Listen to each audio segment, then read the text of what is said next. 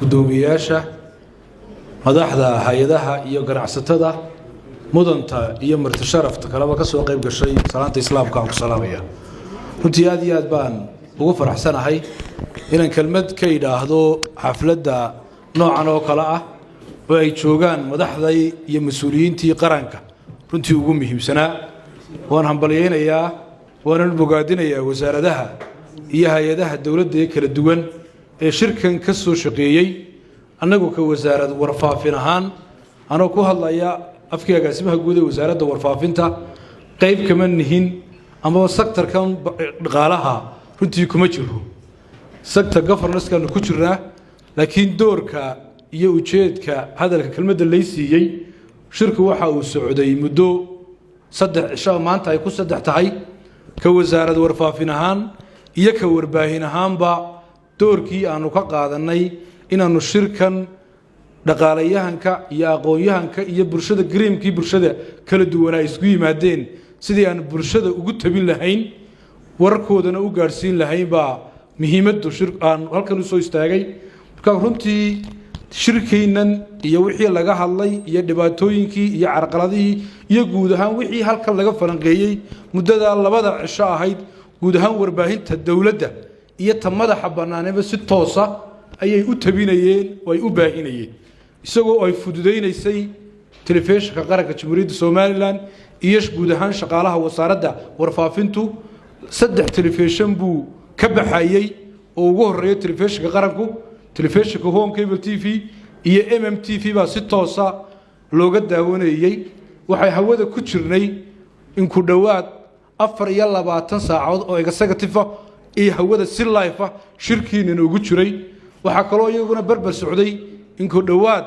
10 dhalinyaro ah oo dadka social media influencers ku ah ee pageska followers kale oo isaguna hab toos ah oo tabin toos ah iyaduna u sameeyay waxa laga gudbiyay oo iyadana la idinka qaaday in ku dhawaad 2,000 oo sawir oo qof kasta iyo mas'uul kasta oo halkan ka soo qayb galay oo fadhiyay aan bulshada la wadaagnay oo aan u gudbinay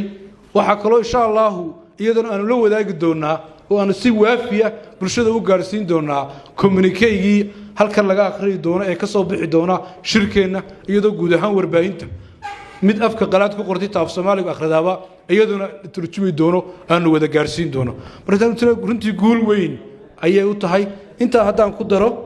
runtii de wada shaqaynta shirkeena muhiimadda u leeyahay waa 9 wasaaradood ba halkan isku yimi iyo hay'ado kala duwan oo sector-ka dhaqaalaha runtii ku jira annaguna ka wasaaradda warfaafin ahaan waxaanu lahayn cidii gudbinaysay ee hawsha bulshada iyo arrimahaas meel dheer ku tuureysay marka wada shaqaynta iyo team weega micnaha uu sameeyo ayaa shirkan ahmiyadiisu iyo muhiimadiisu leedahay waxaan u maleynayaa wasiirada halkan fadhiya